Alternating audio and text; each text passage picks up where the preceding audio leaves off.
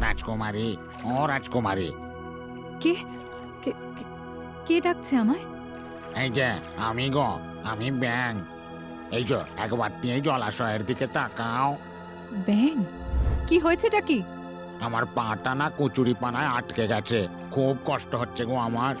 তুমি আমার পাটা একটু কচুরি পানা থেকে ছাড়িয়ে দেবে? কি? আমি তোর পা কচুরিপানা থেকে ছাড়াবো? বেহায়া ব্যাং, তোর এত বড় সাহস! তুই অচিনপুরের রাজকুমারীকে এই জলে নেমে তোর পা কচুরিপানা থেকে ছাড়িয়ে দিতে বলছিস? আসলে আমার খুব কষ্ট হচ্ছিল, তাই বলছিলাম। বেশ হয়েছে, থাক এভাবে পড়ে। রাগ করবেন না রাজকুমারী, আপনাকে কিছু করতে হবে না।